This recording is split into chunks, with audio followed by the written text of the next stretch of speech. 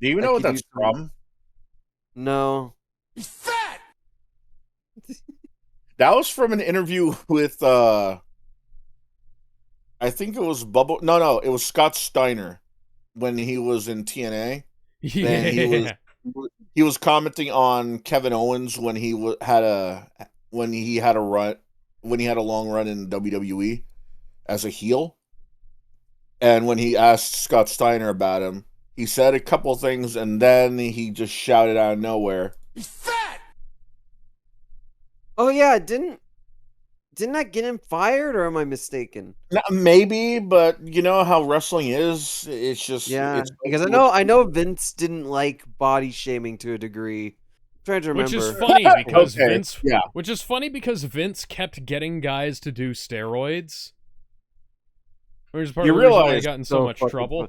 He was literally a fucking drug dealer. But no body shaming. You realize that Like, you can't make fun of people for being fat, but I'll send the big show off to I'll send the big show off to OVW so Also, he can you slow realize- him down, or he's fired.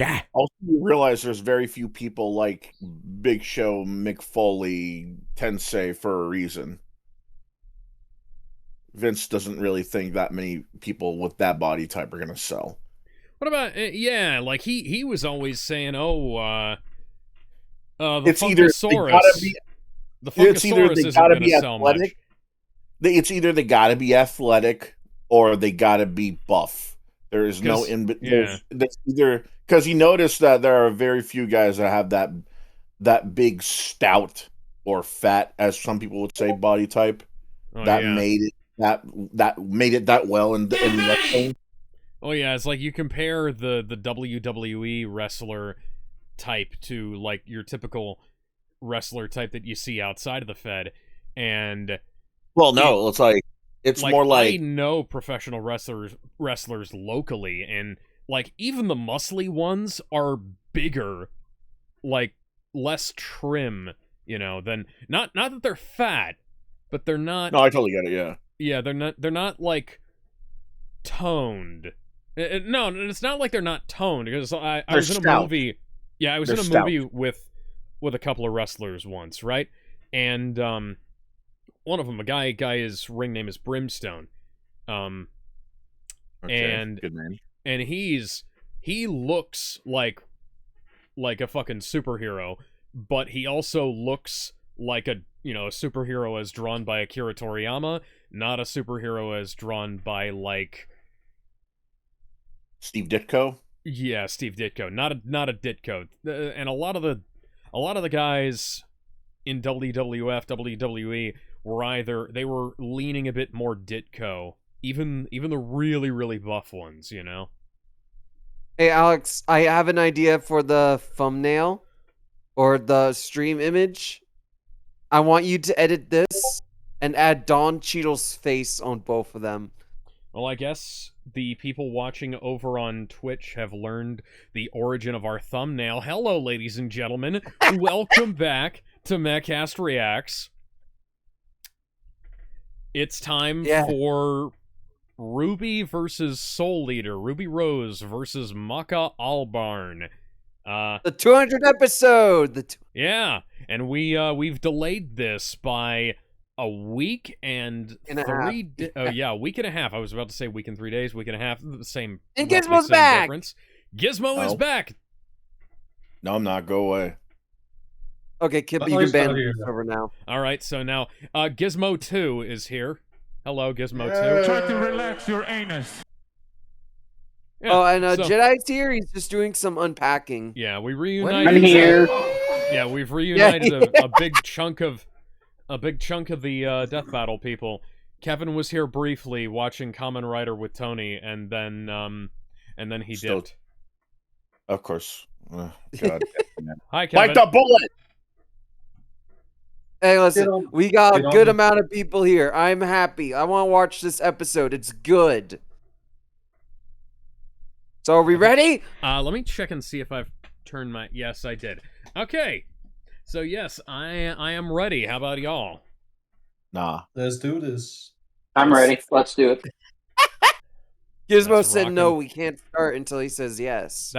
That sniper rifle is really fucked up looking. Well, that's because it's in the middle of transforming. It's not done yet. Transformers! Like mid-frame. All right, let's do this.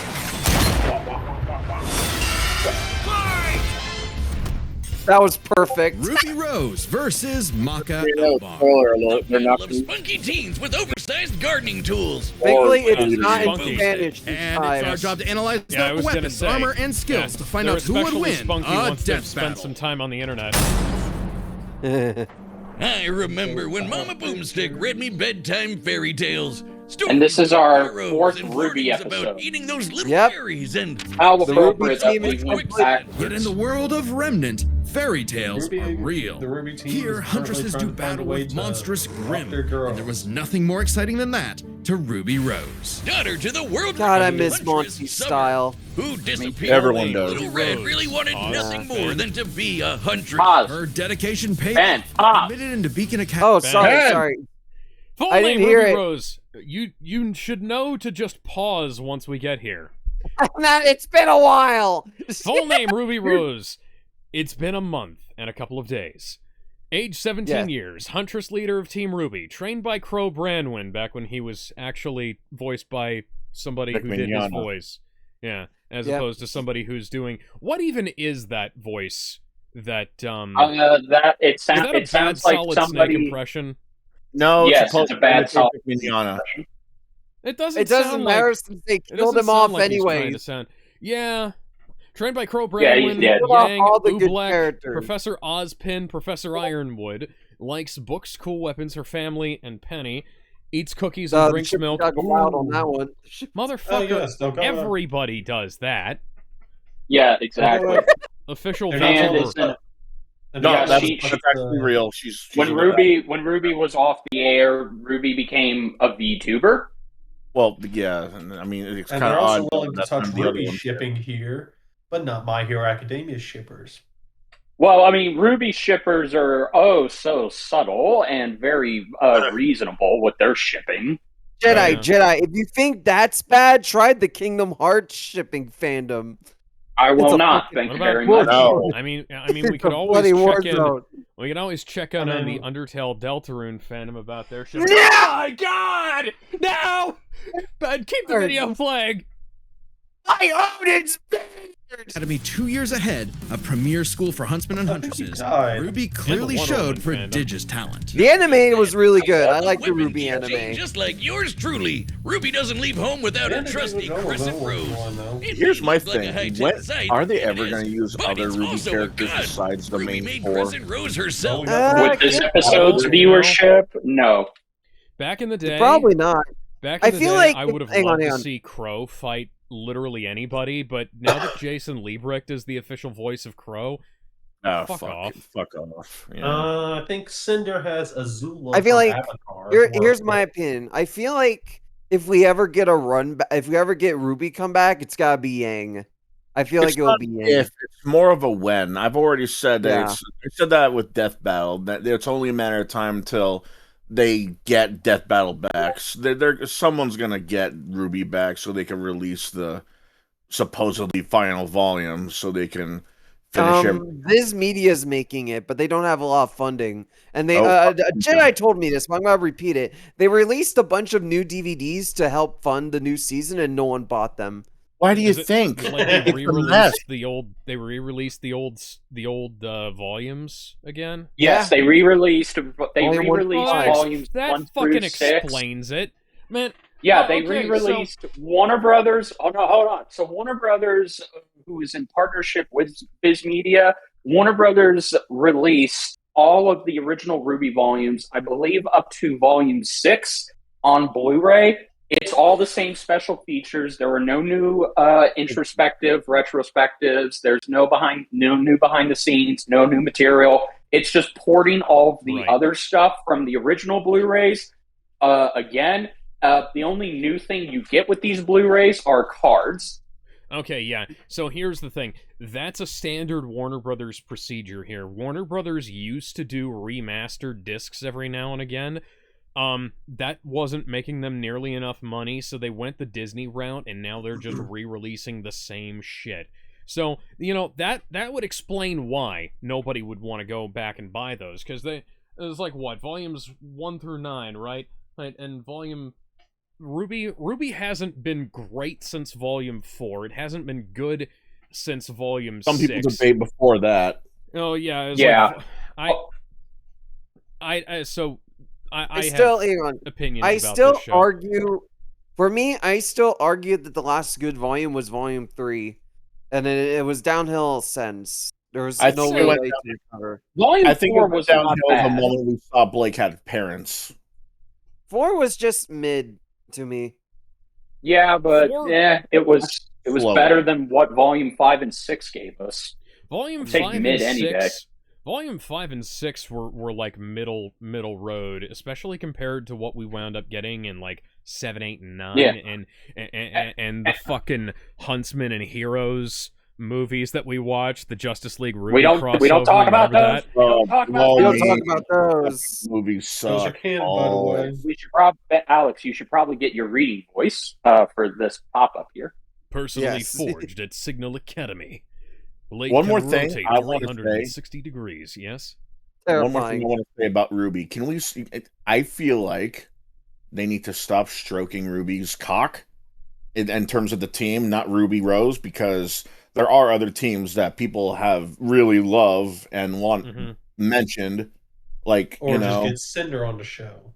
Well, the thing is, when was the last time John got any light that wasn't the fucking, you know, the Rusted Knight shit when they found out, oh, it's you, it's been you all along. Cool, but And then what are he you was going to do pissed with off that at now that everyone. he reverted back to his young teenage or young adult self? Is it going to be like a Shazam thing or like a big situation? Like what's going on now? You know, I'll explain later. Okay. Well, just keep going. So what's the difference between a scythe and a war scythe? I don't. Can we continue? Yes. Dust, fire, gravity, Grim ice, Reaper's hard choice. light, lightning, steam. It can play video games? Stone and I mean- wind. And a bolt-action sniper rifle. A dance is fitting, as huntsmen are locked in a never-ending waltz in their battle with the There's some grim. really good editing Between here. sniper and sight at the press of a button. Ruby's an old hand at flinging and moving it exactly God, as there's she wants, such good despite it animation. being, like, bigger than she is. I love that gag. The girl can't even throw a Better punch. than Well, RTS she is might either. not I have the know. strength of The her aura. oops All sounds. beings and remnant have an aura, except dark creatures like Grim, though not all of them can utilize it in combat without extensive training. See, aura forms a barrier that blocks fatal blows and even heals wounds. It can make weapons stronger too. When Ruby slaps a cartridge of dust into Crescent do Rose, they, her aura lights up nature's wrath in Do Rand's anything? hand. Dramatic, But are they accurate. able to, This dust harness represents hype the moments base as well? elements of the world: fire, electricity, ice, wind, anti-gravity. Does that Aura, last one barrier, count? enhanced physique, enhanced healing, enhanced senses, bolsters dust and weaponry, aura restorative items, Get on with it, semblance, yes, pedal get on burst, with it. superhuman speed, teleportation, molecular intangibility, silver eyes. Dude, you Roll remember a how cool badly I whiz. tripped over She's my got words the eyes last of a time I hawk, did and this? when she shoots you with dust, it's the last thing you'll be worried about. With enough of a boost, ice dust can freeze over whole mechs, and she can power up her kick. Ruby's Alex. dust should be comparable to Weiss's, which was able to kill Queen Lancer that had previously survived a 3.6 kiloton explosion. You're tripping over your words again, Alex. I am Bowls. congested. Easy. It's the Crater military-grade steel. A person's 11 limited, tons of but Ruby can TNT, keep track that's of hers with not the impressive. health bar on her not smartphone. Ruby blasted through 9 classes with flying colors. Almost right away, she was appointed the leader of her own group, with Weiss, Schnee, Blake I'd rather have that and play as Big the gen Sis than Yang fucking Taylor Xiaolong. Swift. Oh, I get it. Team RWBY. Fucking But Ruby's garbage hope for ass many singer. years of learning with her friends would be dashed as evil machinations spread like wildfire.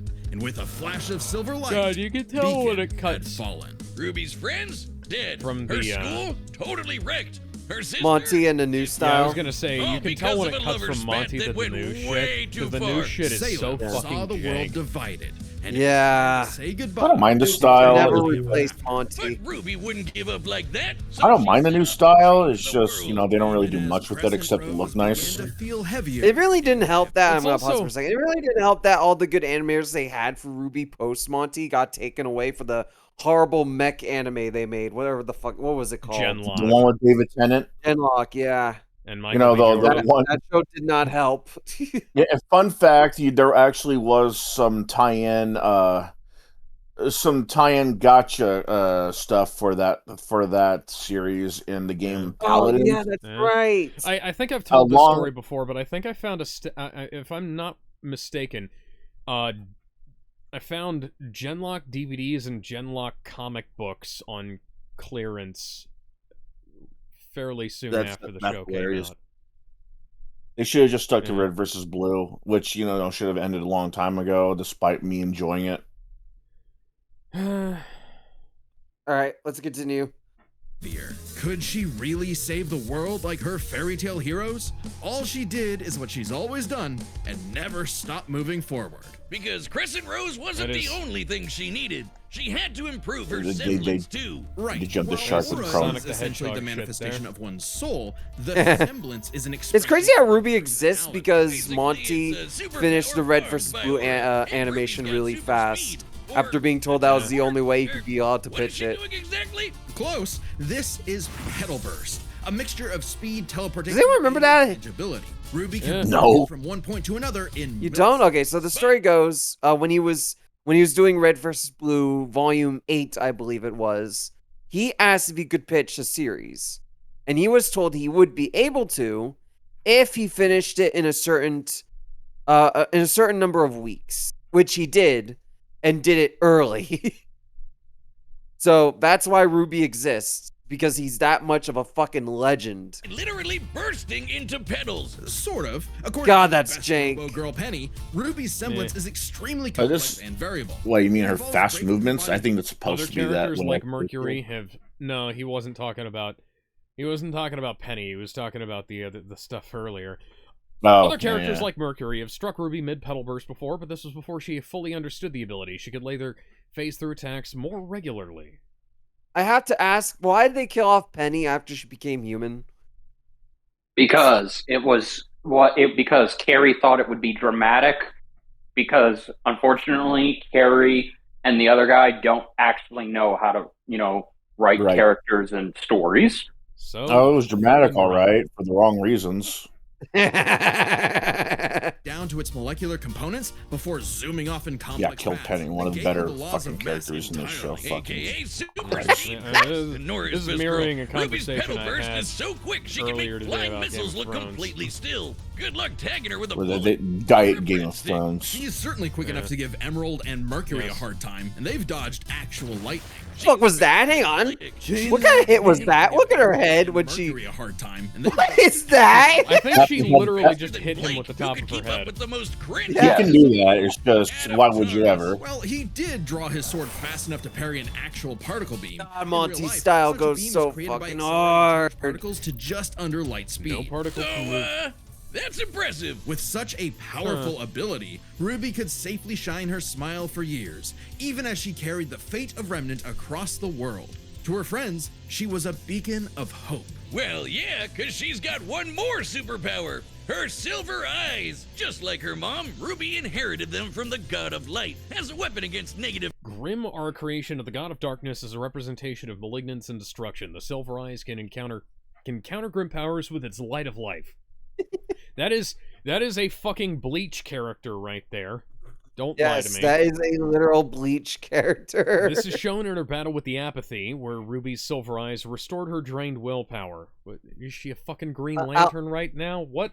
I was gonna say, Alex, yeah. hang on, no, I want to point out you were talking about how you were slipping a lot last time we did this, and now after you said it, now you start slipping up again. It doesn't matter. Keep going. Yes, I just think it's funny. Anti-life energy, like the evil goop Grim spawned because from. you told me I Just needed a to go wink faster. and blam! Sayonara, Dragon of Darkness. But Ruby's skills didn't falter after her time at Beacon. As she journeyed Mint across tea Remnant, bags she don't leveled taste up to good compete with all sorts of after, powerful Wait, magic Ben? and mechanized foes. Ben. Her team Oh, wait, sorry. So, mint tea bags don't taste that good when you leave them in your tea and then refill it up with water, I just want to say. Why would you reuse an old tea bag? Decapitated a giant Nevermore, kicked I the made mint tea this Griffin. morning, and then I Left just off refilled the multiple bottle. missiles midair. Overcame Decapitated the a giant Nevermore, kicked a Griffin effects. through an Atlas warship, Petrified left off kaiju-sized multiple Grim with missiles silver eyes. midair, overcame Apathy's mental effects, petrified kaiju-sized... JNPR Curious Cat. Met Superman and Ragnar the Blood Edge. Ben, that was shut up. Ben, You did not talking about... Superman. Technically speaking... No. Carl He from did The not Walking meet Dead Superman. pretending to be Superman. He did not meet Superman. We don't talk about that. All right, it never happened. Match the Ace Ops, Or an was elite that the squad kid of from longtime professional Gotham? Fuck I off. can't remember. Including Harriet, who's No, it was. It was Carl. It was Carl from It was Walking Carl? Dead. Okay, good. And Vine. Yeah, the only The Aesops were also able to contend somewhat with Maiden Penny, who has a similarly impressive feat of lifting Amity Coliseum, though even as a group they struggled against her. Yeah, so you can't scale Ruby to Penny. City of Mantle. Yep. Man, these are some pretty really powerful can't. auras. Though it's important to remember, Ruby is only 17 years old. The So weight of Spider-Man. being a leader, Woohoo. a savior, and a huntress like her mother would get heavier and heavier and Actually, I heavier. think Spider-Man was younger when he got his powers. Go! Taking Crescent Rose firmly in Spider-Man hand was and sending a 15. message of unity. Yeah, there you go. See? The world. Point stands. Ruby had finally left the fairy tale behind, taking one more step toward the the day MCU, we've he was waited 13. for. It's so No? funny to think that this wasn't even the final shot of Ruby under Rooster Teeth. It was just It was the shot of the Justice League. which never happened. By Yeah, the way, which never happened. never happened. Oh Off my top, it's God! like- Oh, hey, Jarrett. Jarrett, what the fuck? Well, who else do you Holy shit! expect? The It's fucking the Pope? legend himself. Well, No, you know, Kevin, we but, did, you we know. did invite the Pope, and he said no, so... Well, his Yeah. list. Yeah, Diddy We did wasn't try- here. the new pope is kind of based, but he hasn't shown up. Sadly, he hasn't I answered see. any of our emails. All right. Well, now So that Jared's I do here, want to let's mention one continue. thing. Did anyone notice they kind of glossed over a bit of the new stuff mostly and focused more on the classic monster? Back when the show Yes. was good, yes. I Yeah, did Warren. notice So that. hello. Hope everyone's been I will well. say, smart on Yeah. Death Battle. They knew that the classic Ruby's still the best.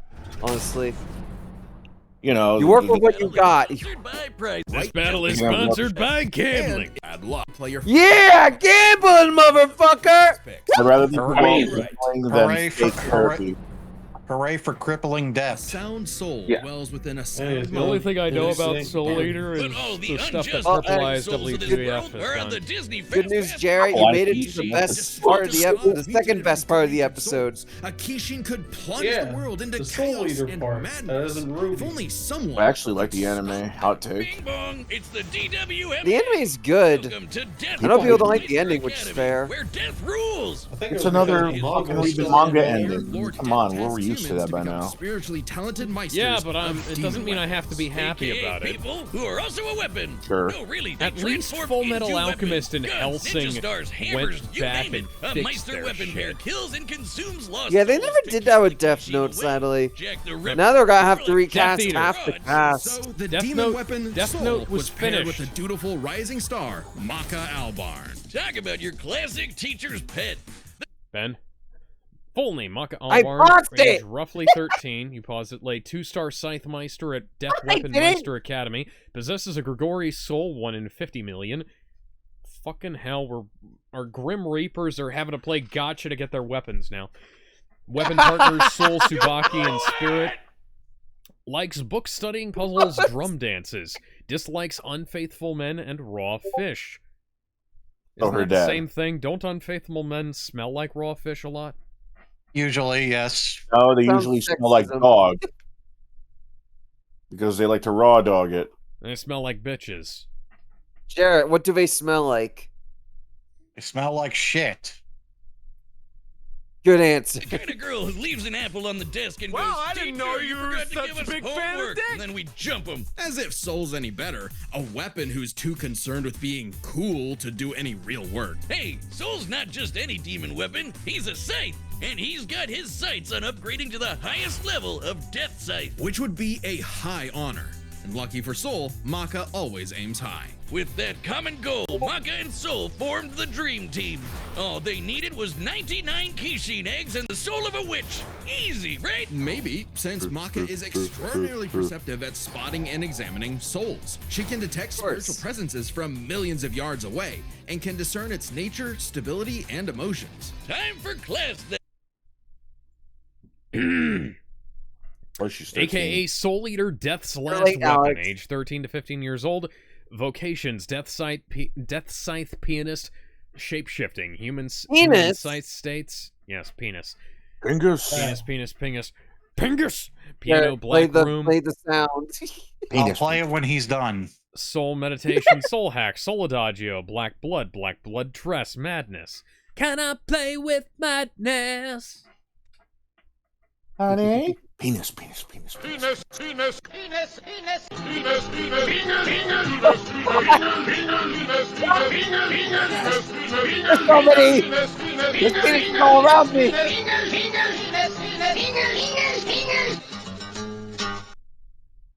That truly was madness. Did you expect anything different? I shouldn't have asked to play with madness. Okay, so Maka guides Soul in the direction she wants Darkness to go. imprisoning me. Sight All I can does see. all the Absolute actual horror. movements I cannot himself. live. I cannot Maka's die. the Meister, Soul's the weapon. Like conductor and myself. instrumentalist, a Body Meister might. weapon pair cannot Holy work in hell. harmony without total cooperation. I hear Bad voices teamwork in my head. sucked. They They put come the to easiest me. chance for Death They Scythe's understand. F minus. They come Maka to just me. could not get in tune with Soul's wavelength. She was skilled, sure, more skilled than most. Keyword most. There were plenty Evolution of people showing her up, is like a mystery. Tsubaki. Really puts a damper on the straight A's when this show-off is doing better than you. It was up to Maka and Soul to improve their teamwork through Soul Resonance. What I said about wavelength wasn't metaphorical. Rather, wavelengths are the means Alex with will which need to read Meister the and manga. weapon draw strength through each other. I Think will. of two wavelengths as different emotional amplitudes that you must won't. merge at one alike. When does Blair come The in? Meister's the guitar and the weapon's That's an the SG. amp. Then they create That's a feedback a Gibson loop to SG increase its with- frequency. That might be. Soul That might just be a Resonance. Soul knockoff. Resonance creates a telepathic link and They surges don't their tend to have strength and unpainted speed. headstocks. And preps them for cool sight you're saying moves that's a like the bootleg. Witch Hunt Slash. A big Might energy be, strike that puts actually the might L be an in ESP, evil. which As would the be name better, like implies, an it worked- ESP Alex. Viper. You're late, Alex. I was talking. Soul perception, soul resonance, wavelength control, anti-demon wavelength, hunt slashes, witches and demon. Number 6, hunt letter U, hunt letter I slash, scythe menacing severing, Kishin hunt slap, Maka chop. Oh, that's more of a joke attack, Maka chop. Is it like Still the fun. Especially well against witches and other evil creatures. It's not is it exclusive like or the anything. braids It's chop? actually really deadly against evil. Nah. Maka's rare. But is it as deadly as the double chop? Basically, being a goody little two-shoes gets her the power of purity or whatever. Maka and Soul were becoming a synchronized unit, though one would sometimes need to rein in the other's idiotic habits. And the other guys gotta stop their annoying overthinking, Wiz. But everything changed after a unique encounter with Krona, which Oh, hey, easily she killed the killed Venom in that one Now episode. Soul had Fuck an her. ogre pal in his head, waiting for him to swing Damn, it that over was and what he break did. What the fuck is Krona again? Soul got infected Spoiler with black alert. blood. Black blood was No, especially people potent still as a don't know. weaponizable blood. It hardens and strengthens literal its user's gender body fluid. inside and out, increasing their physical Considering ability. what's They in can even what's in block his blades blood, with their bare skin. kind of makes sense. Bad, it comes with a little side effect of madness with a capital M. A force of fear and sadness all living things possess, which Crazy threatens to with a ruin K. the world. So it was kind of a big deal that Maka was bummed by how she got Soul in a jam. But thanks to Soul, she got over it and even welcomed in their new little ogre buddy. Now when Soul plays his grand piano, their soul resonance sings even louder through the black blood. Giving Maka all the perks of black blood too, even the crazy parts. Bet you didn't expect that, Krona. But evil saw their plans through. The Kishin Asura had arrived. Madness was spreading everywhere. So Maka and Soul had to lock in and upgrade their witch hunt to the even stronger demon hunt slash. They went on even more missions to reach souls with classmates like Blackstar, and that guy outran his own shadow. Perhaps the most obvious evidence ever of faster than light speed. We're starting to get to the manga Finally content. keep up with him. Pair that with her fight with the demon tool Gopher, who could Liquid hot manga. Why was this not in the anime? His relationship with Soul still was a lot of faltered. stuff not in the Soul anime. was the real star here. Even other Meisters were trying I to wonder use what him the as a story weapon behind that away is. from Maka. I mean, remember so he many literally things. moves himself, so Maka couldn't help Like but the wonder if manga she What was the still fuck did both ongoing. Ruby and Soul Eater get fucked? Like, why? Why do they have that in relation? At least At Soul least- Eater's author. At least managed to Soul get it Eater's done. manga finished Yeah, with it's respect. just weird. back all along. But Soul said the truth. In all of their missions, their teamwork was the key to their victory. An orchestral performance is only as good as the one Blame the fact that Bones And continued so, the story their after a wavelengths- certain point instead of waiting until the manga was done, yeah. In the anime, Maka has a different final form in which she manifests scythe blades from her body due to her father being a death scythe. Don't try to explain to me how that works, that sounds fucking stupid. Dude, at least when Dragon Ball Z was trying to wait for the manga so they could catch up, they would at least make their own filler shit, or at least the movies with the the Brolys and the Bojacks and shit like that. You'd have like original storylines, and they're not. So a lot of them aren't that great, but at least stuff. No, but Or like when Naruto and Bleach would have its own round of filler. Naruto, Right. and Bleach, Naruto. Okay, so Bleach had story arcs. Naruto had flashbacks. Although it did have a couple of story arcs of its well, own. it did give us the Naruto traveling to an alternate universe where he had parents. Or Into the the Bleach Naruverse. stuff. Or the many silly little Bleach episodes that happened. I think like the beach episode. This was something that Bones already did with FMA in 2003. Yeah. Hence why it needed that reboot in 2009. Yeah. The same thing Does that it happened still- with Would you the- want to with the see a original Soul Eater Hellsing. reboot though? Yes. Gizmo, that I- wasn't I the don't work. think That was so. the sixth It's Shippuden too late. movie. Yeah. It would be awful today. I'm gonna be Anime honest. wise, no. Like I they're wouldn't doing think so. they're doing a new Ranma series. They did actually, not doing. They did. Doing, It's not what? that good compared to the original. Well, yeah, but And they're doing that's not my point. Is it? Hold- Did hold they on, only so do a? Ranma- Did they only do a chunk of it, or did they? A chunk of it. So for anyone who doesn't know, Ranma 1/2. So Ranma 1/2 recently got not a reboot, but like a remake of the original anime. It's on Netflix. It's a Netflix exclusive. It looks nice. I'll tell you right Yeah. now, it looks great. I like how compared to the other one, it's polished in its own way. Though I still like the old school look better. But here's the thing. We got to get back on track. Yes, please. Okay, go ahead. And Maka donned a dress of black blood. It's an armor That looks that's fucking literally awesome. made of blood, and it funny looks how like a how flying Death Battle predator managed to actually get She's this got a anime fucking epic sound wave. So Guitar Anything scythe. At the same time, Soul That's metal. discovered he could hack souls and It really directly is. transmit That's Maka's like the most metal anti-demon thing I've seen wavelengths, on this show, and that basically says a shutting lot. their enemy completely down through Soul Adagio. And they Okay, William, Oh, let me the finish. edit is Gopher's so Blast. fucking good. baby. So They when cooked! Maka's own Ben? black blood reached its final Yes. stage. Oh yeah. Carve through Gopher's blasts, outpace Medusa's vector arrows, consume the souls of 198 humans and a witch, nullified Giriko's soul wavelength, tanked Asura's Asura. Asura's Vajra, which pierced Death, kept Asura's up with Wrath. Black Star and Death the Kid, survived attacks that split clouds and cratered the moon, defeated Blair, Arachne, Medusa, Krona, Giriko, Kishin Asura. Man, I didn't Yeah. expect Azura to get a second L on Death Battle. What a shame. What are you talking And with about? He Fire- won that fight. And with Oh Fire yeah, Force, exactly. He he did. ends up at least getting a lot higher too. Yeah, he one punched Kratos into the afterlife. That was pretty cool, actually. Kinda Anyways, like- Soul flew to the moon. A moon small and unassuming, What but were you so saying, Gizmo? it has the Sure. same mass No. as the planet itself. The very world's sanity was at stake. Krona might have gone insane, but Maka still reached out to their new friend Soul until the Kishin showed up to ruin everything. Come on, Asura, they're having a moment here. Timing, bro. In what would be Maka? Characters from Fire Force have shown greater feats than Soul Eater, but these are highly contextual, and Maka would not scale to them. Why are you mentioning? I forgot. Yeah, that show's canon in his prequel. It is. What? Yes. I did not know Fire that. Force is. Yeah, it's a prequel to Soul Eater. How would anyone know that without delving into it? Because you're not supposed to, I guess. I don't know. They didn't market it as that. I think that was more of a surprise that had a connection to it than anything. I don't know. I don't know anything about Fire Force other than it has like the most wacky fourth wall breaks of all time. Final exam. Anyway, Jared, you're trying to all speak. Of their friends faced off against. No. Okay, I just see your face flashing. Oh, is it picking up my fan or something? Possibly. I'm not hearing anything. I think your soundboard's trying to speak. What's your soundboard trying to say? I have no idea what's on its mind. Okay. As a mind. A+. Maka pulled her weight and perfected her teamwork with Soul. Heard that. Her legs were pitch perfect. Asura did everything he could to separate them.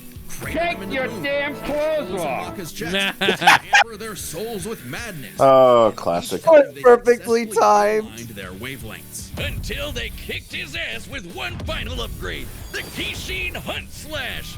Maka Chop! Which you can abbreviate as the cunt That's slash. what I call absolute cinema. The absolute cinema art. Punt. Mind and body. So should you feel overwhelmed by evil's roars, just write 42, I appreciated it in Kill Bill whenever you want to when that knock happened. on death's door. That's a great edit. I love it. Congratulations to Wiz, your ego is showing. It always is. And why not? This death battle is episode 200. Yo, Jedi, where you at? It's a big deal, so we've got a big I'm discount here. on our website to celebrate. That's www. Go on their site right now. The sale lasts for 2 more days. Go buy some shit from them. It helps them. It helps them make the show. The more money they have, the better. Go buy merchandise. Go buy the funny become a hat they had. member, or become a YouTube member like me. You can only and, grab this and book Ben. in the next 2 Or subscribe to the website to get special discounts as well. I'm just waiting until Look, they have a game- discount. DB200 lasts until Sunday. Go and use it. I'm just waiting until the Death Battle board game comes out again. Oh You yeah, made a That board would be game? cool. Yes, Yeah, we'll tell you about it. We'll tell you about it afterwards. And we've run the data through all possibilities. It's time for a site. All right, so this episode, pause it so we can set the mood. So everyone assumed that Torian was going to animate this episode because they got Torian back to work on an episode. It is not Torian. This episode is animated by my best friend Luis, longtime Death Battle animator and lead animator, and nice. Devil Artemis and David. I call them the LDD team. They've been working on the past 3D episodes, and this is Luis's first ever lead 3D episode that he's worked on. Devil Artemis and David only worked on 30 seconds of shots, but it's mostly Luis. So you're in for something special. All right, let's fucking go. I don't want to. Okay, it's official. This is so not cool. Oh, come on, Soul. Our I do target like I've the got- Maka model. Fry I've got helping out. purple eyes. Hi! Who you looking for? The arts. Oh, I can't tell if that's supposed to be Ruby or Masato. Did Luffy draw that?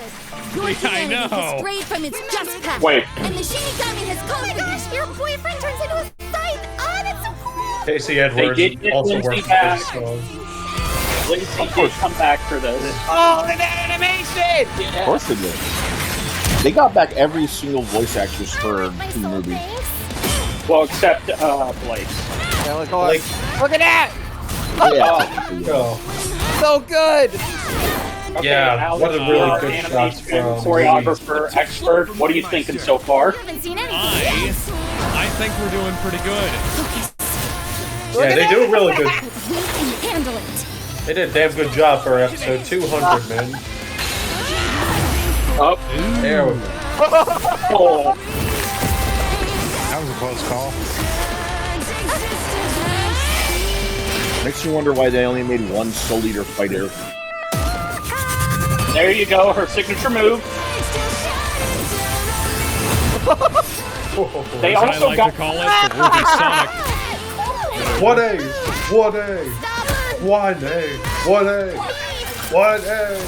I like that someone actually laid hands on Ruby for once.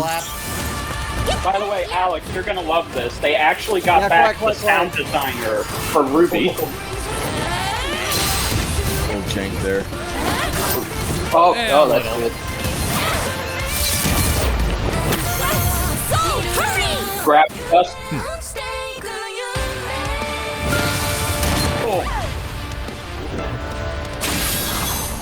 There it is. Guitar scythe. Interesting. Her soul forms a barrier. Here comes. Quiet.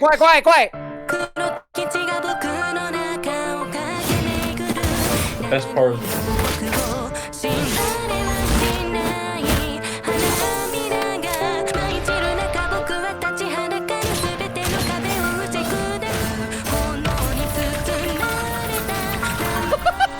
a little bit jank there, but yeah.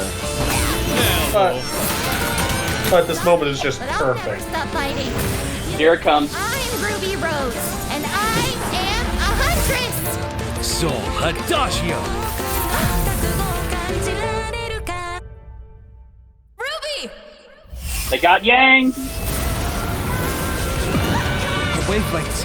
Damn it, she's... Oh, shit. Strong Maka, you got this! Oh, this is brutal, though. Here we go. Woo! Holy fuck. Well, shit! A simple, honest soul. Ruby Rose, huh? By the way, she managed to revive her. Okay. Alright, so I was so okay. When we saw Soul at the piano, okay, Alex, you're gonna love this. When we saw Soul at the piano, Luis 2D animated his head on top of a 3D model. Oh, that's cool.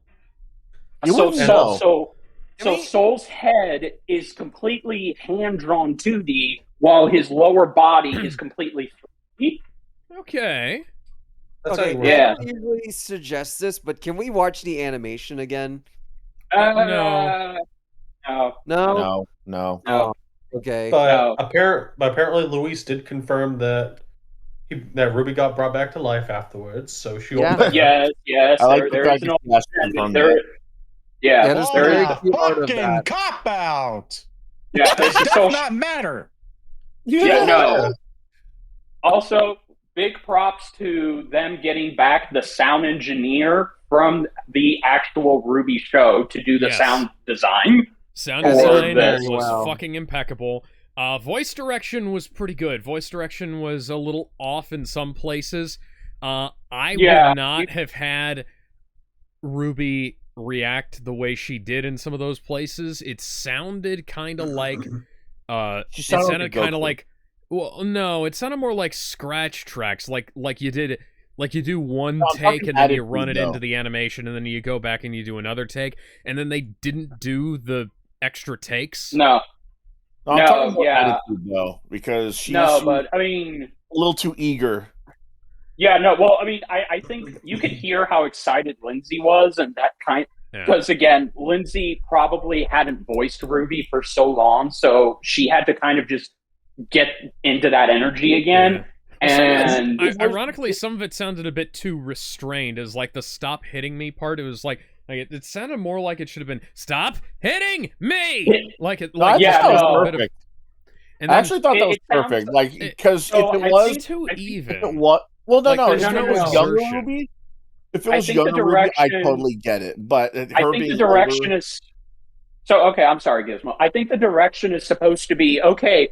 Imagine you're getting hit, but you don't want to yell, and you're trying to be polite. Like it feels like okay. You know what it feels like? It feels like this is supposed to be RWBY from volumes 1 through 3 rather than RWBY from volumes 5 to 9 because she does have that.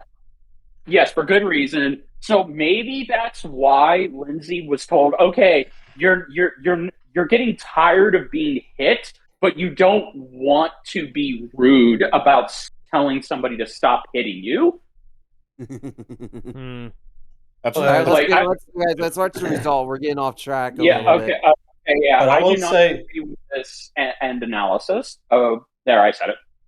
But I'm at least going to say that this is definitely one of the stronger RWBY fights of them all. Absolutely.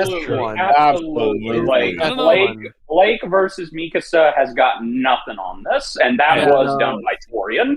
I don't really know why, but when I saw the goofy Death Moon in the upper right, I just fucking lost it. Oh wait, that reminds me. Okay, so all right, last fun fact. Last fun fact.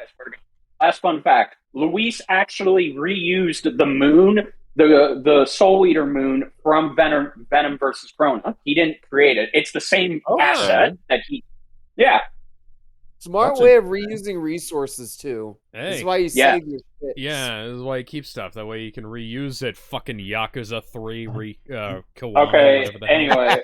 Alright, let's play the analysis that I don't agree with. Not often you get to see scythe on scythe action. Nah, this one. Let's break this down with this the one. I at 4 least categories knew that represent this match. Maka was going to win this one. Strength. Or a supercharged RWBY's strength way higher than you think, like kicking this brim through steel. But Maka's soul resonance could match Gopher, who destroyed mountains. Now, Team RWBY did defeat Vine, whose aura contained a bomb that could have wiped out a city. Adding up their flight speed and how far Harriet said they'd have to fly to avoid the blast, that's a 366 kiloton bomb. It's possible RWBY's own aura possesses a similar level of, say, energy strength, though her semblance obviously can't replicate what Vine did.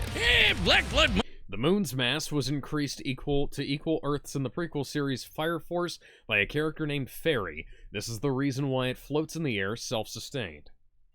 But you just said you are not using Fire Force to scale Maka, so why are you using it? So here's the thing. Scaling is one thing. This is actual cosmology. This is like rules of the universe. So cosmology. Okay. So yeah, they're not scaling it to other characters. This is literally a cosmology Maka got blasted by Asura into the moon. Yeah, it's small, but its mass is the same as Earth's, right? Putting Asura's strikes at 2 quadrillion tons. Other one. Alex, you're late. Soul utilized chain resonance to amplify Maka's stats for portions of the Asura fight. However, this was a much smaller amp than the Black Blood dress, and it stopped doing so before Asura's crater feat. Of TNT, over 5 billion times higher than Vine. Jesus Christ. But speed wasn't as clear cut. RWBY's a fast little gal. Maka kept up with Blackstar, faster than Shadows and whatnot. But as they improved their skills, RWBY and her friends could outspeed Adam, who blocked a particle beam.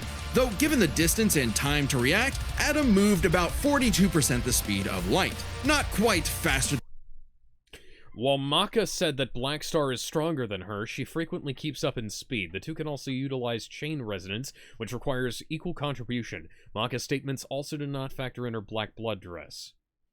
Than your own shadow territory. Still, so what exactly does has become far Black Blood dress do besides like maybe a power amp? More than a 2-time speed increase on top of that 42%, making her well past light speed. Definitely enough to take on Harriet. Normal physical attacks. Speed. Angry speed. Just make her faster, stronger, and tougher. But Petal Burst makes the soul stuff as well. Enough to call it a tie. I don't agree. I feel like that's winning in skill. Come on, Wiz. Call it what it I always really feel is. like RWBY should have at least had something with Maka's speed. Scythery was pretty good, but so Let's make that a word. For her. As a Meister, she was mostly I mean, it's not wrong. It's easy to assume that RWBY. How much you want to bet that's going to be referenced in RWBY was superior. when that next volume comes out? Sufficient at dancing with her weapon. Soul's own control is honestly, I'd rather see like all the old volumes get remade in like the anime style that we saw with. Well, technically, that has been the other ones. The rest of the other Oh, volumes. the rest of it, you mean, yeah. RWBY trained with Crescent Rose since her time at I was waiting for them to finish talking. I'm sorry. RWBY trained with Crescent Rose since her time at Signal Academy. Maka and Soul did not achieve soul resonance until their battle with Stein. Moreover, RWBY is not only 4 years older than Maka, but her journey across Remnant took at minimum a year longer than the events of Soul Eater's story. Fair. I don't. Longer than Maka. RWBY's got that's fair. Perhaps this edge. That's not wank. That's genuinely fair. If she had the better powers. So Maka really took cool. this one. Barriers, healing, superpowers, and so Although but it's got they're about to make a statement that I don't agree with, and even Nemesis didn't agree with. Oh yeah. Is it for the powering up? We'll get to it. Once it's gone, RWBY's totally vulnerable. And there's a second key factor regarding aura. It is specifically a manifestation of RWBY's soul. And Maka's powers are all about taking on souls. Maka had lots of ways to break through RWBY's aura, like Soul Adagio. And since Maka is exceptionally gifted at examining souls, she could definitely figure out how aura works. But plot twist, what about RWBY's silver eyes? Her anti-grim eye beams? Turns out they were actually her best secret weapon. The negative is quite similar to madness wavelengths. That's wrong. Alex. The silver eyes provided RWBY with minor resistance to emotional manipulation, but madness wavelengths can induce those effects to targets that have resisted such powers. RWBY was also affected by Emerald's hallucinations. Is that hallucinations? No, it's spelled hallucinations, making it unlikely that she can negate madness. I know it could be a spelling error. I'm just trying to think. Is this something I? Spelling error. Yeah. But yeah, this one wavelengths can cancel out black blood. The silver eyes should. But as far as I could hear with arguments for story is about silver eyes, was soul resonance. It was a no on it being able to affect black blood their similarly. wavelengths and failed. And we already talked about how much stronger he is than RWBY. Maka takes powers, because when she rose to the occasion, RWBY didn't stand a semblance of a chance and bit the dust. The winners are Maka Albarn and Soul Evans. Wait, his name is Soul Evans? Next time on Death Battle. Oh, this got me hyped. Yeah. Same. We've waited 5 years. Subscribe and join us event. Live action episode. And it's not Live a action Robin episode. Let's fucking go! The curse has been broken. They're not doing a Batman adjacent episode. Thank God. Thank God, jeez. They could have also done. They're gonna do live action too. Yeah, it's live action. Oh wait, Ben, you gotta play it out. There's one more thing, Ben. You gotta play it out. Play what out? Just play the video. Right. Yes, thank you. Thank you. Oh, wait a minute. Thanks for watching. Aww. Yeah. That was very sweet. That was very nice. By the way, this cover art was drawn by John Mitchell. Nice. Very good art.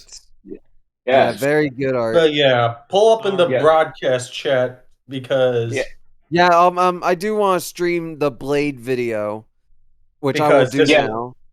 Yeah, Alex,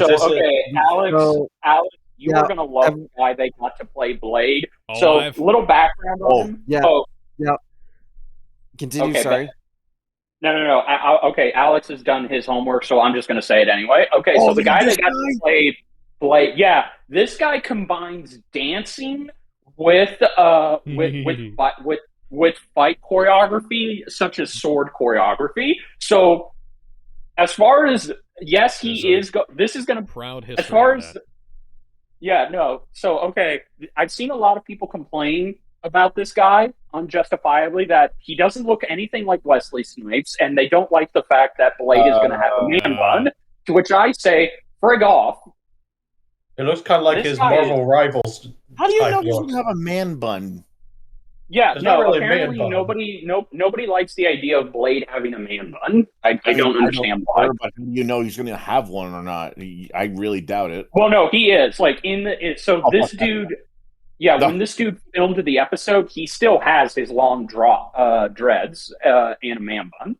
Which is kind of like what he has. It's kind of like what he looks like with his Marvel Rivals design, isn't it?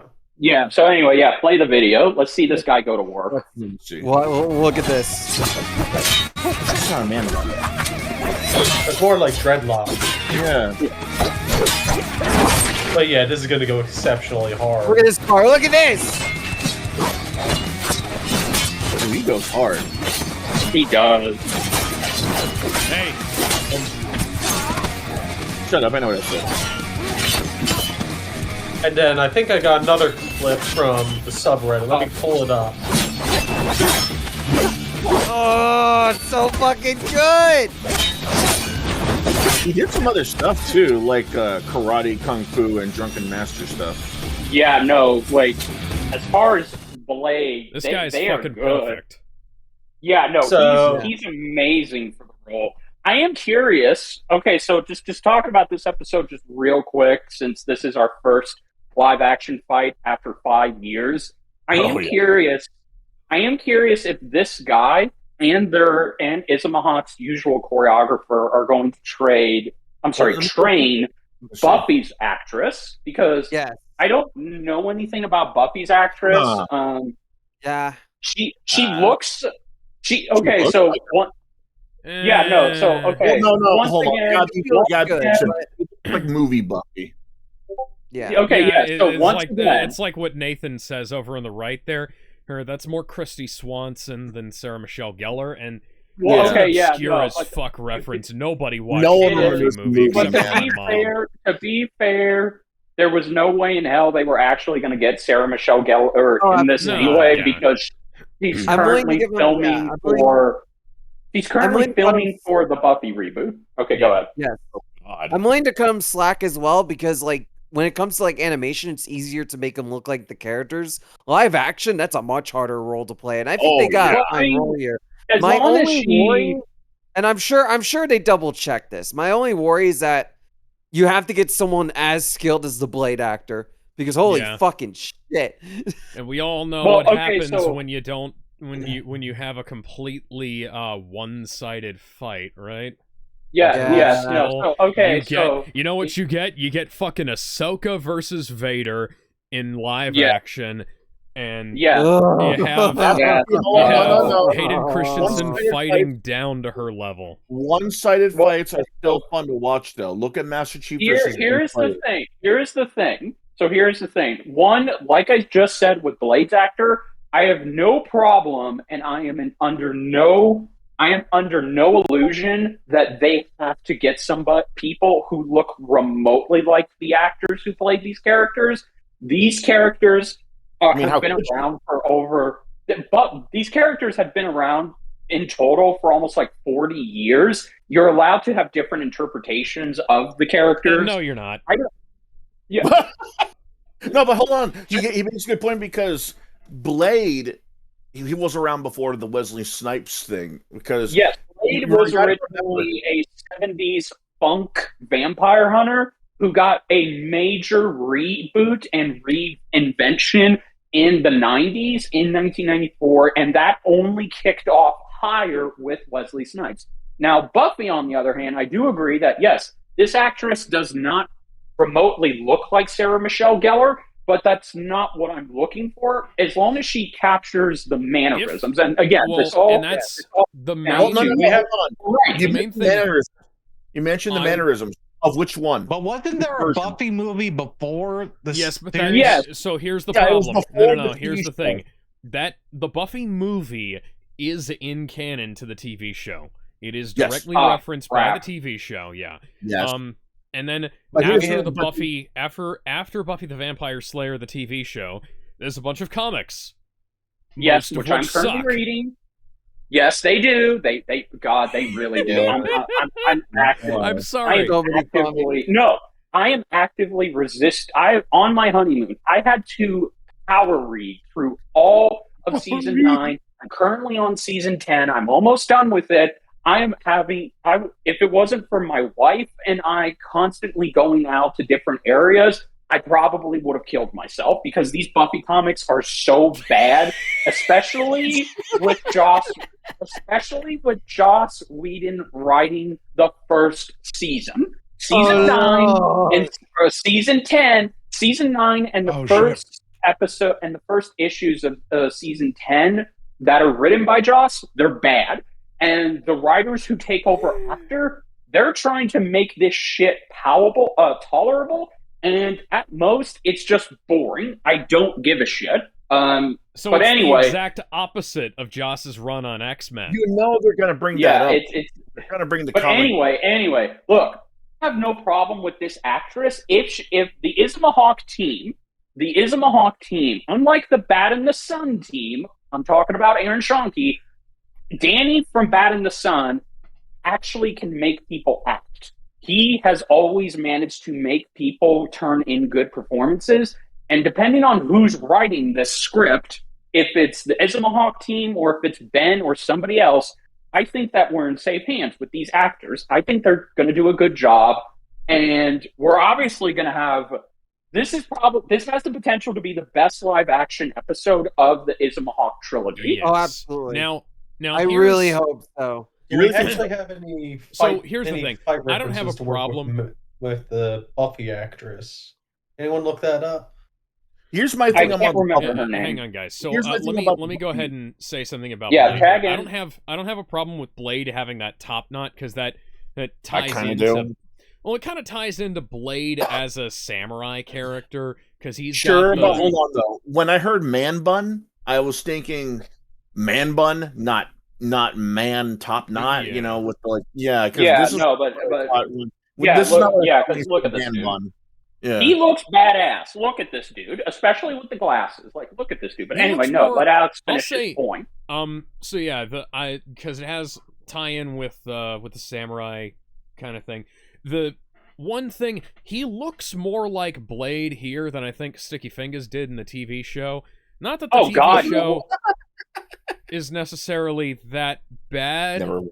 No, but Sticky Fingers just he that's supposed to. By the way, Alex, I'm pretty sure you know this, and Sticky Fingers' Blade is supposed to be Wesley Snipes' Blade because the TV show takes place after I think the third movie, Trinity.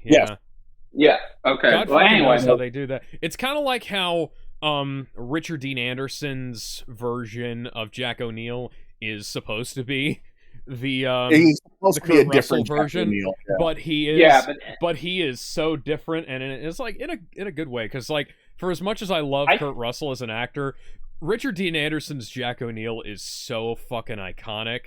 Oh yeah, he's my Jack O'Neill.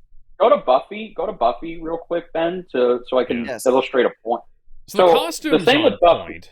The hair is No, it's on point for the movie version, though. Well, no. So see what I think. So because she is wearing her cross necklace, I think this is going for again. I hope Bat in the Sun releases another behind the scenes. I'm sorry, not Bat in the Sun. Ismahawk. Every time Ismahawk do fights. Every time they do fights, whether it's on their own channel or for Death Battle, they always release a behind-the-scenes making-of showing the process of how the episode came together, the casting, the effects, the choreography, the little details.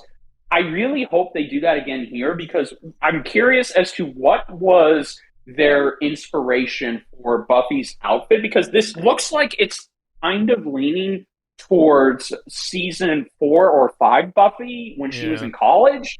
She's definitely when she was mostly just going through the top phase. When she got the top. I am interested as to so she doesn't have her scythe.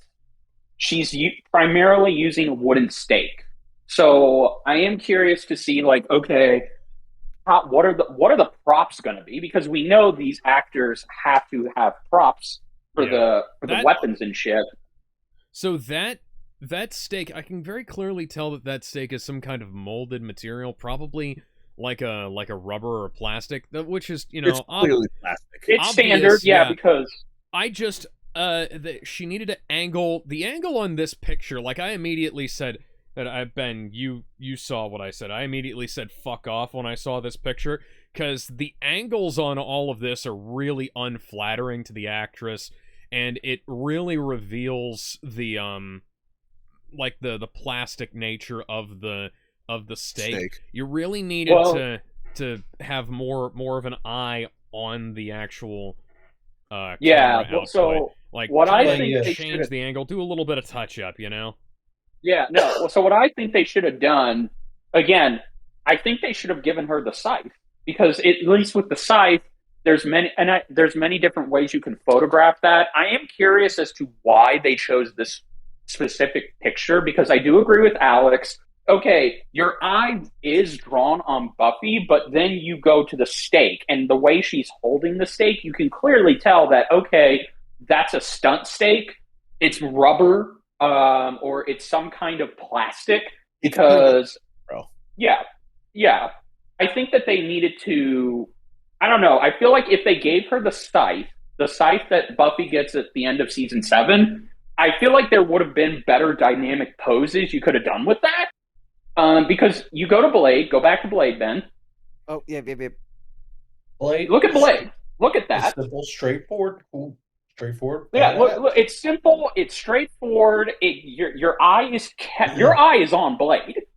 Literally, your eye is trained on the actor and the weapon. And one last thing before, Mary Mulroney was in a Katy Perry music video. If I can tag in for a bit, I think what they were going for with Buffy's photo is that they're trying to capture her early years, her early TV years. Yeah, because it does feel like it's trying. You know what? No.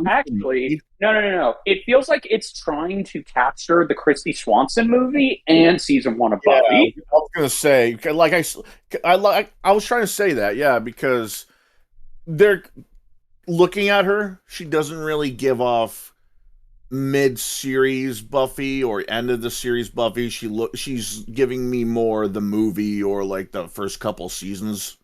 But to be fair, yeah. But again, we all have agreed. To be fair to her, it's not her fault. She's just posing on how they told her to pose. Yeah. I think the photographer could. I really hope she gets the scythe because then I feel like okay, the scythe would have just given. I'm not a professional photographer, but I have an eye for details and photography. I'm telling you, if you gave her a scythe, it would have been more flattering to her, and you would have gotten better angles with the weapon. Sure, but I think the reason why they didn't stick with the scythe is because she's more known to hold a stake. Because you're not wrong. Because like look at other demon slayers and their weapons. Ash is known for the dual wielding. So on the front cover, I just looked it up again because I was thinking. And on the Winchesters are known for their rock salt loaded guns, and Buffy is known for holding a stake. So that kind of makes sense. Most of the Buffy the Vampire Slayer DVD covers, Buffy is holding a stake. Like I think it would have. I wasn't going to go downstairs and grab my Buffy DVDs to look, but I'm looking on. Yeah. Here. Okay, so see this photo. Cross necklace. Yeah. This photo is actually better. I actually like this photo. That's a really good photo. I like that. That's like, but but because again, the stake needs to be held in an action pose. It doesn't do because again, you go over to the official poster confirming the actress. The official poster just. It gives her that, okay, you know what it is? It gives her a scared, kind of worried look.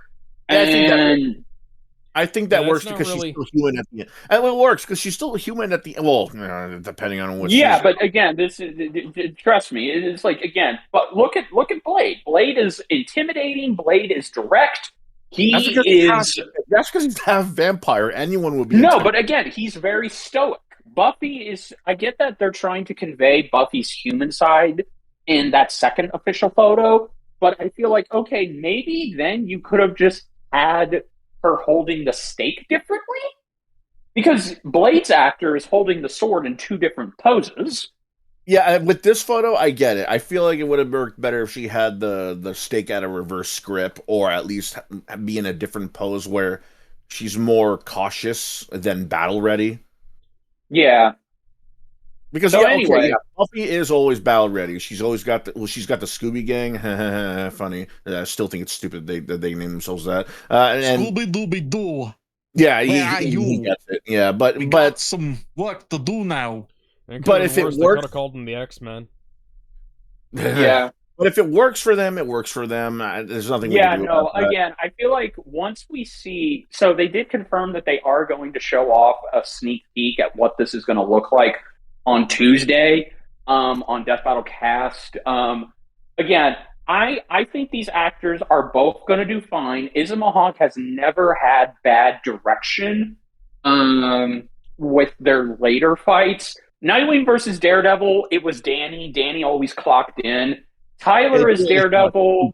Tyler could have been a little better directed because it's clear he was just trying to do Charlie Cox's Daredevil, but it just felt like it was a bit too much. But then when they brought Tyler back as Bucky Barnes and they had Red Hood, I feel like by then their acting direction had gotten better. Yeah, but I still feel like Bucky never should have taken the fucking mask off because that actor looks nothing like Sebastian Stan. No, it's really disturbing. That's the other interesting thing. Like her, though. That's the thing. Well, see, again, Izuma Hawk, very much like Bat in the Sun, similar to Bat in the Sun. They will reuse their actors. Oh yeah, I'm part of a theater group where we do that all the time. So. Yeah, but that's why I'm excited. That's why I'm excited that Buffy versus Blade, these are two new actors that Izuma Hawk, because again, we can't judge Death Battle for how this live action production will come out. It's solely Izuma Hawk because it's Izuma Hawk are the ones who control it. The Death Battle crew are just there to write the script and collaborate. That's what it is. It's a collaboration. They let the Izuma Hawk team do whatever they want. So we're going to find out, like, okay, how these actors ultimately clocked in. I am a little worried about Buffy's actress because, again, it's clear that he's definitely going to have arts credits for her. She's mostly in like indie films and YouTube shit. She was in a fucking Darmon video. Ugh. Oh god. Yeah. I don't think they would pick her if she didn't have any experience, though. I do trust. It's like so. What I'm getting at here is she's going to have a lot of Buffy's mannerisms down.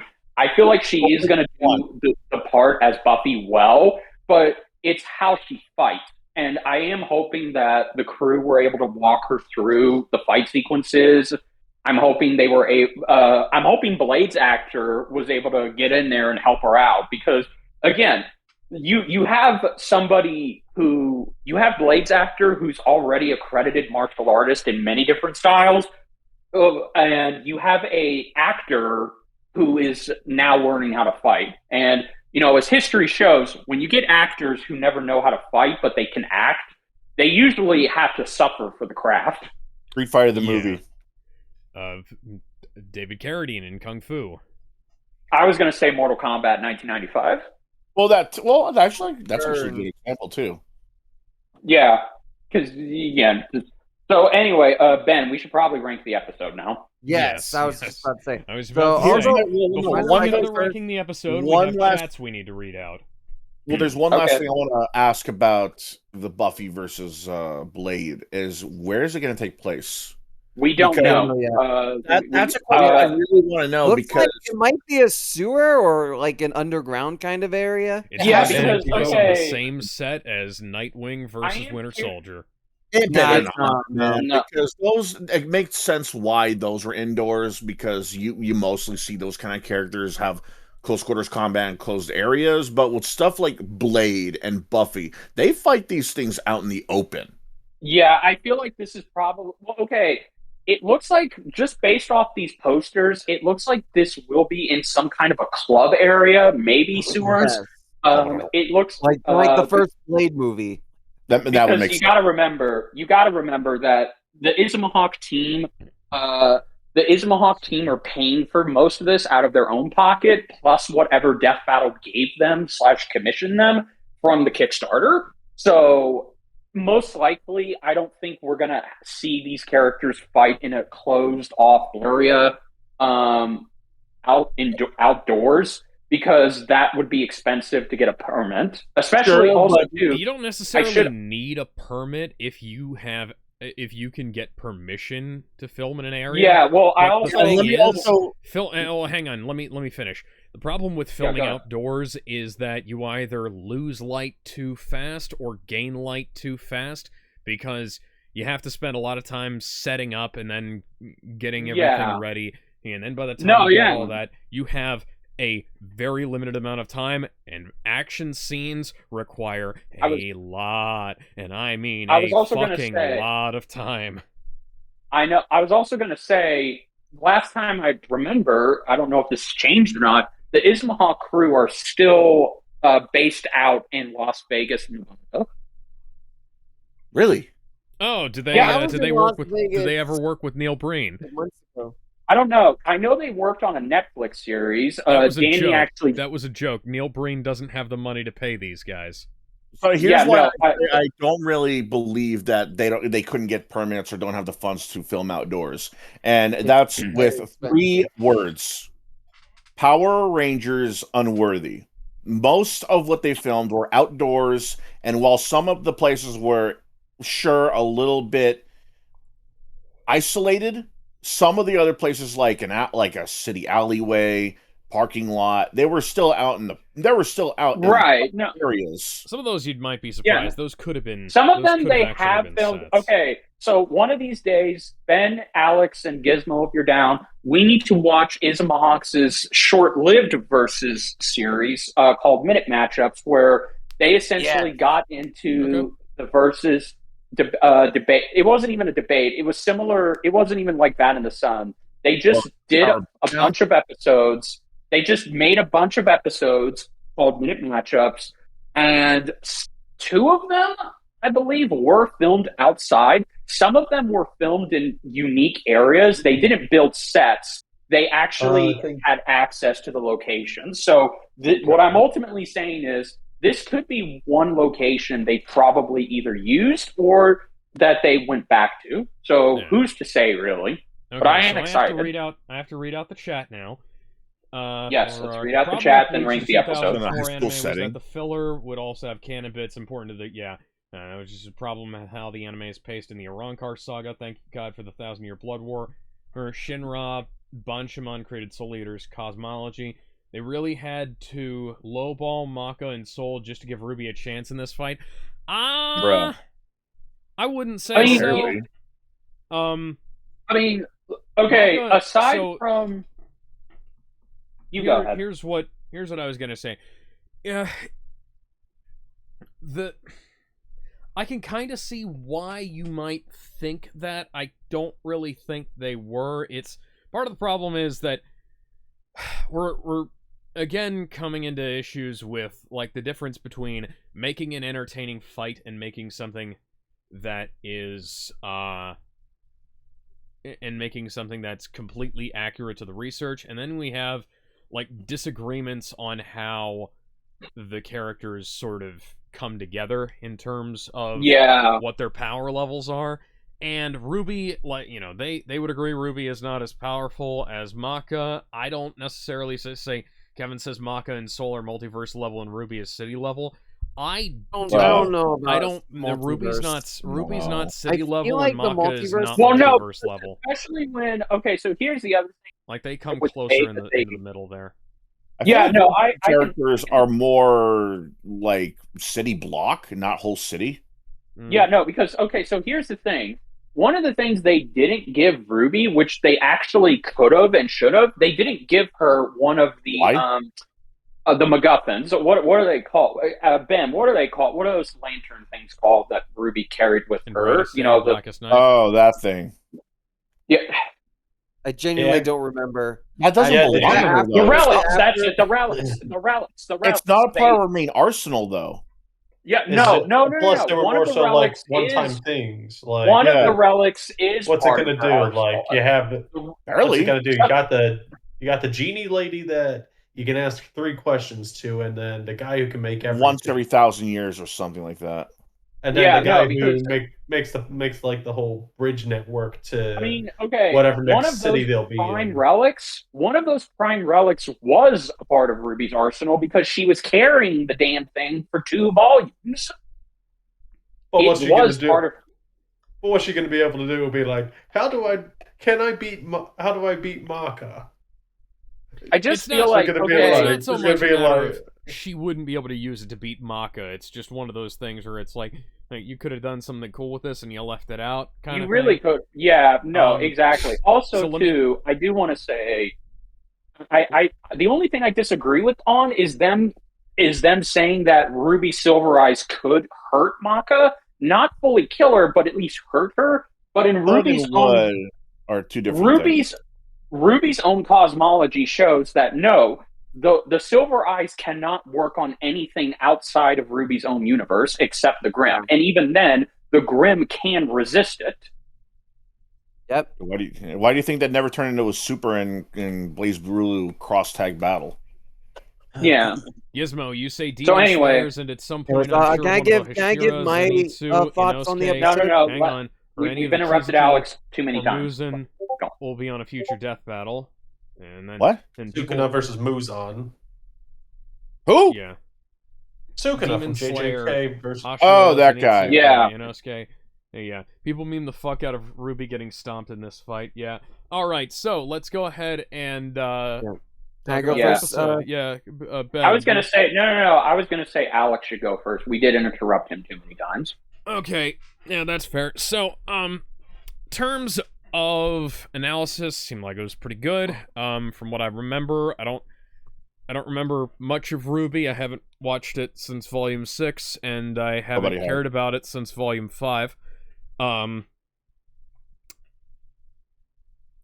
haven't rewatched the show recently, so the details are very fuzzy in my memory. But that seemed pretty good. The only thing I know about Soul Eater is from Soul Whatever by Purple Eyes WTF, and other than that, not a whole lot.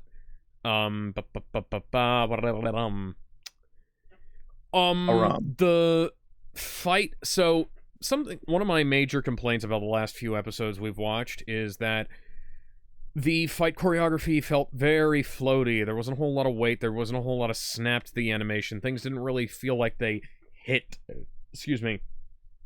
as hard as they were maybe intending to. Things seemed a lot more disconnected than I like them to be. This is the exact opposite of that. This is really good. This is weighty. Every hit felt like it was actually like it felt like we were getting punched when some of those hits were going down. I really like it when they make the animation feel like it's got some weight rather than just taking your mouse pointer and wiggling some ragdolls around in Gary's mod. Which is something I've kind of gotten the impression from the last few videos we've watched. And not all over the place, just in some places it felt less grounded than I would have liked it to be. This feels really well. This looks really well choreographed. There's no major issues that I can detect. There is a bit of jank here and there, but it's the kind of thing where you can kind of understand it, and it's not massively distracting, and it's not happening right up in front of the fucking camera like it did in the last few volumes of RWBY. Yeah. Which is amazing, that the best RWBY content released in years is a death battle episode where the character fucking dies. And it's also that was directly inspired by Monty and exists because of his work. Yes. Yeah. So, where'd you put the video? I put it under Bill Cipher. I wanted to explain that later. Under Bill, okay. Okay, so well, hang on. I gotta figure out how to rank this. So, yeah. Let's see. You've got it above Megatron and Frieza. That's no. I'm having a hard time with that because I like it. I'd put it probably below Poe versus Iron Fist because I like Poe versus Iron Fist better. Okay, Ben, you go next.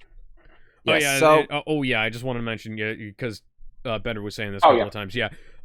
Yeah, martial arts, no major problems that I was able to see. It does go very quickly, but we're not in a Last Jedi situation here where things are just fucked. You know? Yeah. Or a Rise of Skywalker situation, which is essentially a Highlander 2 situation. Okay, Ben, go ahead. Ben, go ahead. Okay, so episode 200. This had a lot to live up to, not only as RWBY's, and not only as RWBY's first death battle, not only as the 200th episode of the series, but also an episode that Monty requested long ago, right? So about 12, 13 years ago, yeah. Yeah, like it. Oh God, that's how long it's been. Fuck. But no, like this had to live up to a lot of expectations. And for me, it gets really high because for the most part, it does meet those expectations, I would say. So the analysis was fun. I feel like it's a little bit of a contradiction, but it's kind of the weakest part of the episode. It's good. It's all consistently good, but it's not as amazing as, let's say, Bill Cipher versus Discord or Bowser versus Eggman. It's still really solid. It has some good jokes, but it's very much by the numbers analysis, right? I will say I loved hearing about all the Soul Eater stuff. I did like learning about it and, the manga exclusive stuff, so that was fun to learn about. I thought it was interesting that they kind of skimmed over everything from volume 4 and 9 of RWBY for obvious reasons. Yeah. Oh, hang on. Before I forget, you were mentioning the characterization. I can understand that. I have more of a problem with the voice acting. I think the voice acting was a little bit undercooked. Otherwise, yeah. That does kind of contribute to where I place it. Sorry.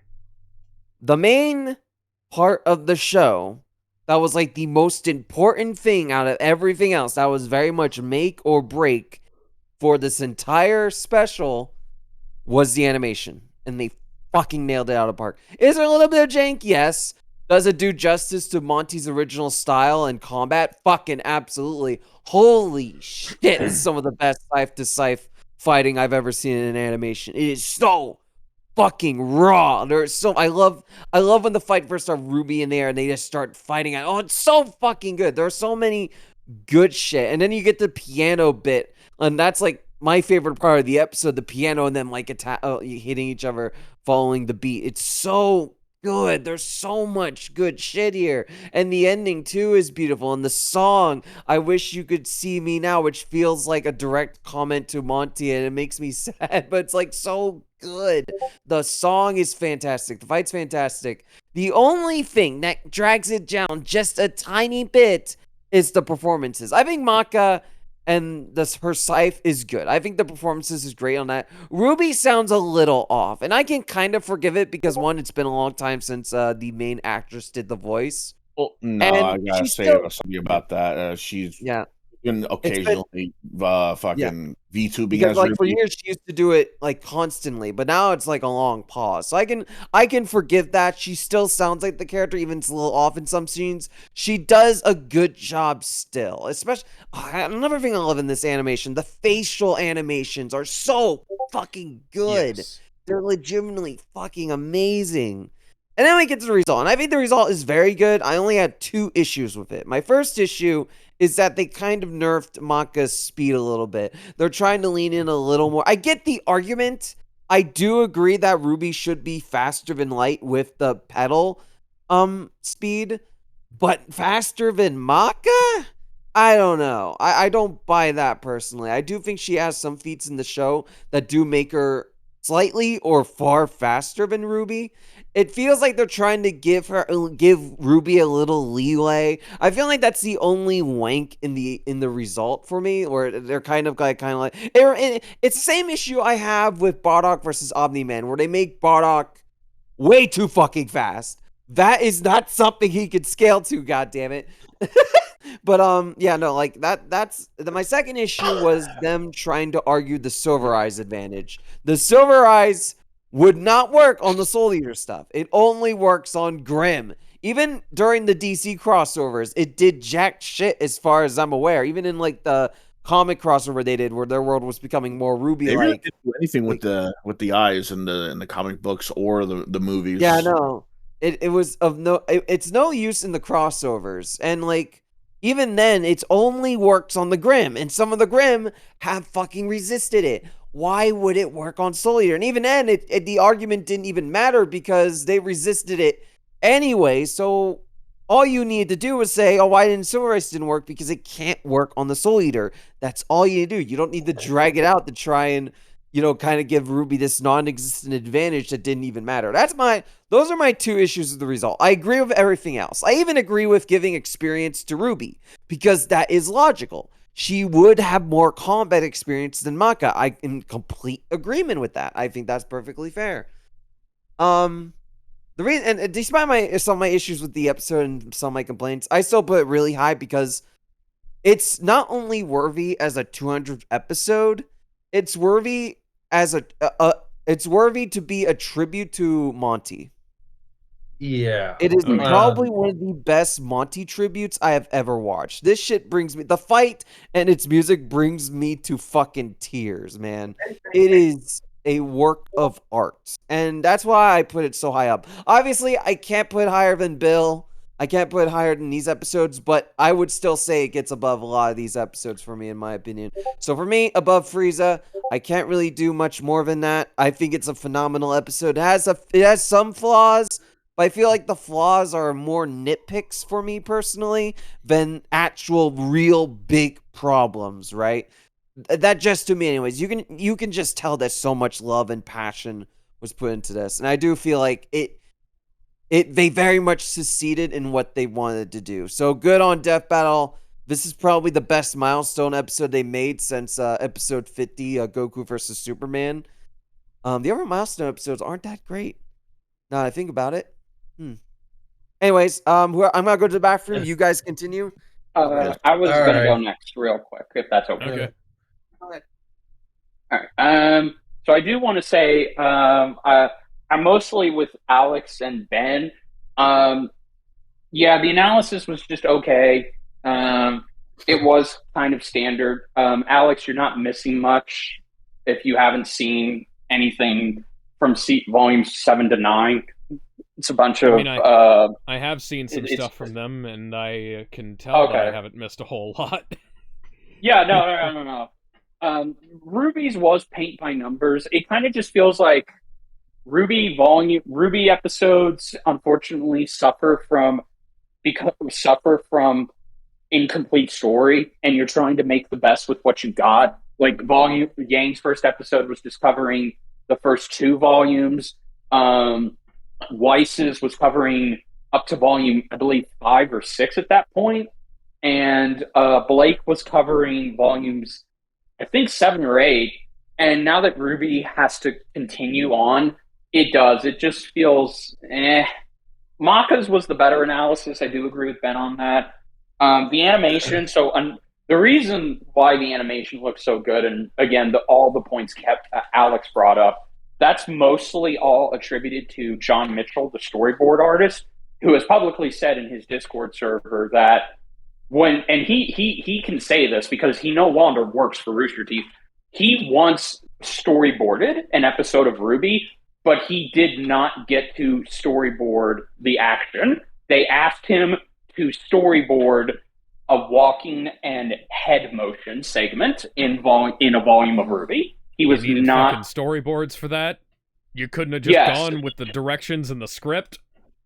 Yes, no, it was very bad. Rooster Teeth. Are you fucking a Jedi? You're telling me the guy that's known for making awesome storyboard actions was told to just do walking storyboards with head bobbles? Yes, I'm going to fucking kill myself.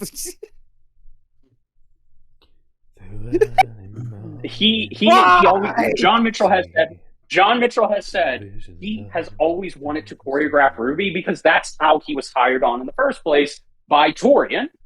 He loved RWBY. He loved Monty. So when he got to work on this episode, he basically locked in, and everything that Luis, Devil, and David did, they are following John's storyboards to the letter.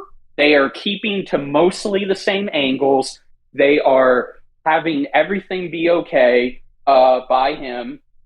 And John's storyboards are what makes this episode turn out as awesome as it did in the final product. Like, all the choreography was him.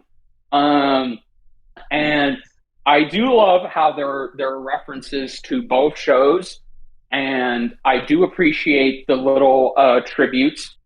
I do agree. I think this is probably the best animated RWBY fight of them all. No offense to Torian. It's just, again, it kind of just feels like the RWBY fights after Yang versus Tifa just went downhill, even when they were under Rooster Teeth.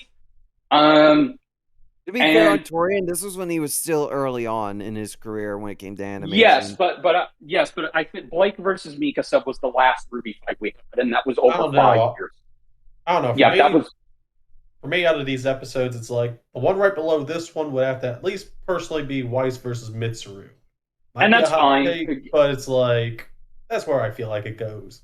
Yeah, no, fair enough. But anyway, I thought the voice acting was fine. I do agree with Alex. I feel like, again, I'm happy Lindsay got to come back, and that's not even by circumstance or happenstance.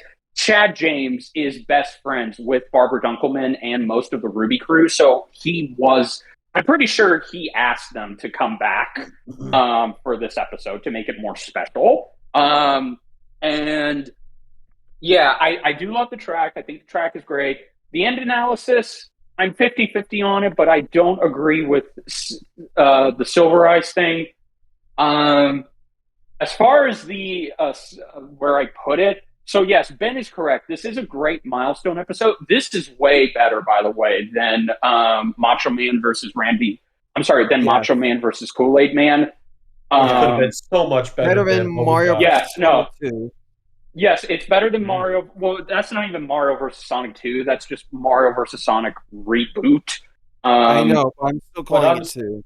But honestly, fair enough. Macho Man versus Kool-Aid Man could have just been so much more entertaining than what we got. Yes, no, this is, and also something Ben didn't mention, this is also a good fill-in for 200, because this episode was never meant to be the 200th episode. It was originally supposed to be Ash from Pokemon versus Yugi from Yu-Gi-Oh! But the crew said that due to the research and the sheer size of the episode, they couldn't get it done for episode 200, so they had to push it back. Yeah, and RWBY versus Maka was the runner-up, so they chose to do it only because it made sense. Yeah, it also helps that Death Battle exists because of Monty's work, and this was an episode he himself requested long ago. So I feel like if you're not going to be able to do Ash versus Yugi, this should be the episode that should be that milestone. Yeah, so as the 200th episode, I do like it. I like it a lot, but as far as where I rank it, I unfortunately would have to say I would put it below Leonardo. I'm sorry, I would put it above Leonardo versus Jason. So it goes right below Trunks versus Silver. I love it.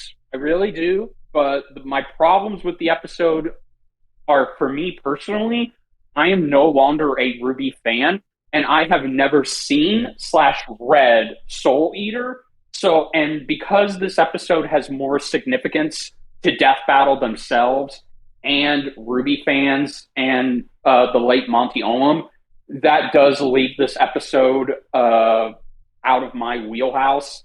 And I personally can't say that it's my cup of tea. I never got into this episode to begin with. Maybe if this episode was done earlier on when RWBY was still good, I would have enjoyed it. But again, that was Monty's request. He wanted this episode to be delayed until RWBY was complete, or at least to where it got to a good stopping point. Yeah, so I'm gonna dip out in just a moment, but let me go ahead and give my quick thoughts. Yeah, go ahead. Honestly, I'd say great episode as it is. Honestly, when it comes to breakdowns, it's usually by the numbers. I don't consider it within my review unless you do something particularly substantial or special with the review. You know what I mean? That's at least noteworthy. Same with the breakdowns. Find it as well. I think we already kind of covered it as well. Damn good way to do episode 200. And one hell of a way to give tribute to Monty and a lot of the work that he did, especially as an episode 200. As like, and even with Ash versus Yugi being pushed back, I hope that does happen. If not, end of the year, sometime going into 2026. But ultimately, I'm like, with where I'd put it within my tier list, I'm gonna go ahead and give it like a, go ahead and put it within in like the lower area of 10 out of 10. But I'd still have to sort that a lot of those categories out. But it's like, it's not for the season, for all the current stuff. It's not coming above Tom versus Wily or Shigaraki versus Mahito. But it's like, damn, that was one hell of an episode. Yeah. So where would you rank it? Ben has this ranking, this tier list in his screen. Okay. Yeah, I've got my own, which I know, but where would you put it on this tier list? What's the one below this one? Hercules versus Sun Wukong. No. Yes. The category below this. Oh, okay. Worthy Death. A Worthy Death.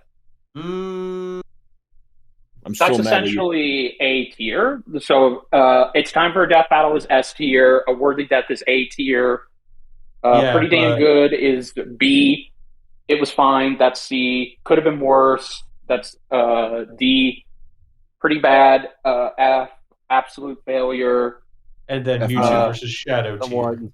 Yeah, the one that has its own special category. Yeah. I'd say that's definitely worthy of S tier, but for me, it's like 10 out of 10. That's not even the top tier. Top tier for me on my list is what we would consider peak fiction. And so I have at least left an image of where my list was once we. Yeah. So in this tier list, would you say so you're not putting it at S tier? Are you putting it in A Worthy Death? No, it is S tier. It's more like so it is in the middle. Somewhere in the middle. Let's see. Yeah, just pick a fight. Just pick a matchup just pick a fight in this tier list where you would put it above or below. And with where I got, I'd say put below Thor versus Vegeta for me. Okay. Compared to what else is here, because it's like I still really like that episode as well. Yeah, that's a really good episode too. All right. Gizmo. The one. In the one? No, for real though. It's A Worthy Death. Okay. Like, because. Oh, it's A Worthy Death? I thought you wanted it at the bottom. He was joking. No. He's putting it in A Worthy Death. He's playing along. I know. Yeah. He doesn't, but like I'm putting it at A Worthy Death, the rank below that. I don't know, man. Something's missing in this. So, like, because RWBY is known for fast-paced combat, and right. Soul Eater is known for more. I mean, Black Star notwithstanding, it's more like RWBY is more Jet Li, and RWBY is more Jet Li, and Soul Eater is more Jackie Chan, if you know what I mean. You don't. Okay, so Jet Li is known for his speed. I know what you mean, but I'm trying to put a face to the. Right, like for those who are not into or don't know much about martial arts films, Jet Li and Bruce Lee are known for their speed and quick strikes. They're known for putting down their opponents really quickly in their movies. Stuff like the Fist of Fury, Romeo Must Die, that kind of thing. Lethal Weapon 4 when Jet Li was the bad guy. Jackie Chan is known more for his choreography and style, where he's clearly trying to show how skilled the guy is with each and every individual blow being what's that word? You're able to see it coming, that kind of thing, but not the enemy, just Telegraphing. the audience. Telegraph, yeah, but like the audience can see it coming, but not the enemy. Right. You know, that kind of thing. And mixing it together should be one of the greatest things out there. Like Forbidden Kingdom, fuck off, it's a good movie. I don't care what anyone says. Yeah. Hey, up top. But yeah, but I don't know. This feels. How do I put this? This feels like they took the kid away from the movie. You know, there's something missing there. You don't know what, but you don't know what it is. So I like the action. I like the action in this. I love the music. Fuck, man, the music is sex. You know, the art style. The art style is hit or miss for me. Like, I wish the town looked a little more like the Soul Eater art style. You know how when they usually have to go and hunt for souls and Kishin and that kind of thing. If you've seen the anime or read the manga, anyway. As man, the aura when Maka was reading Ruby's soul, I guess you could call it reading Ruby's soul. It more looked like the aura was like a big strobe light effect as opposed to just seeing the force field around her, like you'd usually see in a Ruby character when they reveal it. I did like the effect with Soul, you know, the 2D head on top of the 3D body. You wouldn't have known otherwise unless someone actually told you. Jank bothers me. It's only like noticeable in a few places, but when you notice it, you notice it, and it kind of bothers me. It looks like when Maka got into her like Keytar fucking form, you know, her Keytar scythe, when she was like, I think she was supposed to be like striking multiple times, but it ended up more like she was either blocking or doing a lot of poses at once. I didn't mind the moon being there. I thought that was kind of funny. You know, the Soul Eater moon, not the Ruby moon. Ruby's voice I didn't mind as much as you guys did. I think it kind of makes sense the way she sounded because she's older Ruby. Now, if it was younger Ruby, then oh yeah, totally. She would sound totally. She would sound totally off because younger Ruby sounds like younger Ruby. Like she sounded 13, she sounded 14.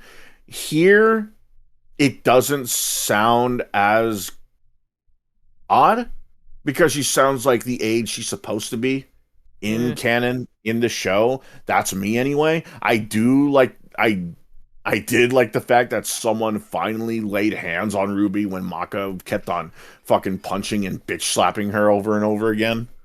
Because if you remember in Ruby, barely anybody was able to land a punch on her unless it was like at her aura or like aiming at her side, aiming at her leg, her arm, disarming her, that kind of thing. No one legitimately actually hit her. So seeing her actually punched is kind of funny. I don't know, man. Something about this episode is missing. I don't hate it, obviously. I don't dislike it. But something is missing. The kid is missing from Forbidden Kingdom. I'm putting in Worthy Death. I'm not putting it anywhere in the middle or low, but it's going to be like at the top of Worthy Death. Something. Where? There's something there missing. Like at the top, like the tippy top. Like above. What I said about Beerus versus Sailor Galaxia. Yeah, it's gonna be above that. Something about it is missing and preventing me from actually putting it up there in Worthy Death. Also, I'm still a little pissed that you put Astro Boy versus Mega Man in that category and not in It's Time for a Death Battle. I hate you all. I'm sorry. Okay, so one above Beerus. I'm gonna try to remember this. One above Leo. One above Silver. One above Hercules. One above Frieza. Am I missing any? Is there one I'm missing? I feel like I'm missing Jarrett. One. Oh yeah, Jarrett. What do you have to say, Jarrett? Good answer. I mean, having no connection or no knowledge. I thought the animation was fine. The battle was fine. Fair. Music was awesome. Nah, no witch titties. This death battle sucks. F-. I mean, the artist. Hang on. I mean, the artist who drew RWBY gave her a pretty good bust. I'm not talking about RWBY. I'm talking about Blair. F-. Oh, I misunderstood you completely. Yep. I mean, damn, I know you're uncultured, but I didn't know you were this uncultured. Yeah, he's not RGS. Cultured. No, but the animation was excellent. The choreograph was excellent. I mean, I don't keep up with either series, so the whole performance didn't really bother me. And the tribute at the end, just icing on the cake. A little sugary. Pour some sugar on But since I am me. not a fan of Death Battle, I don't think I can put it on the tier list because, again, I'm not really a huge fan of it, so... I got an idea. Gizmo, Jarrett, close your eyes and then point at a random spot on this area, and that would be your vote. Okay, there. Okay, fine. Why can't you just put it anywhere? I mean, shit. I mean, they're asking for your vote, so they're not going to really do that. Fair, but they're asking for somebody. Fine, put it. That's why I said pick at random. Put it above Cage and Falcon. Understood. So, above Cage, above Vegeta, above Leo, under Vegeta, above Leo, above Hercules, above Frieza. So where does that even out? Does it go kind of right? Yeah, I was gonna say below Dragonborn versus Undead. All right. So before we sign off, Kevin says, bet you even though Yugi's monsters outstrip Ash's Pokemon by several country miles, Death Battle will find a way to not only downplay Yugi, but also make a misunderstood analysis of Yugi's relationship with his monsters versus Ash and his Pokemon.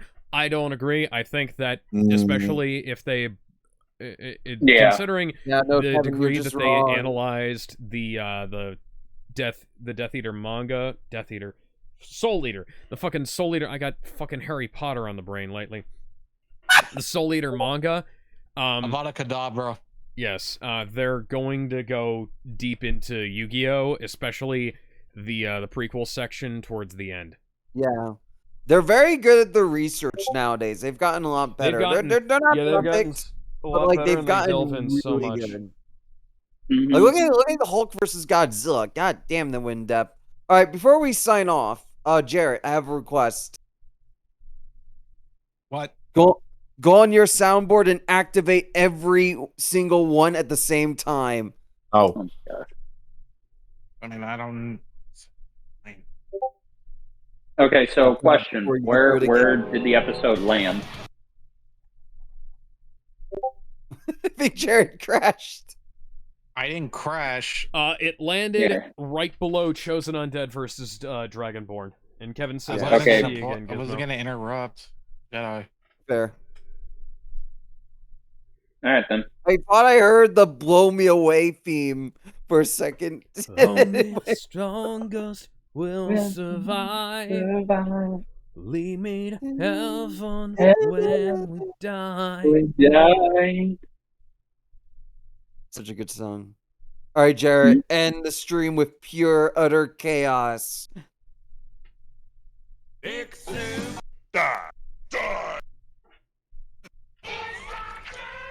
Oh, God. He's really doing it. Who ordered all this fucking anime titty? Downward spiral, downward spiral, downward spiral. When the duck walked up to the lemonade stand, the duck said, I got to make that reference in real life. Somebody who was dressed like the duck from that. Okay. Well, anyways, bye everybody. Later. You guys know where to find myself and Ben Tony, I guess, is gonna continue being stubborn about not promoting his content. Yet somewhat aroused. Bender, go all at the subscribe same to time. Saber Comics on YouTube. Gizmo, Gizmo Hibiki, all one word. On, is it Twitch and YouTube or just YouTube? Just YouTube for now. Just YouTube. Jarrett, Jarrett 1993 Try to relax your anus. on Twitch. No, 91. 1991. Jarrett 1991 on Twitch. All right. Till next time. I'm Whenever gonna I take get your around fucking to soundboard streaming. away, Ben. Bye, everybody.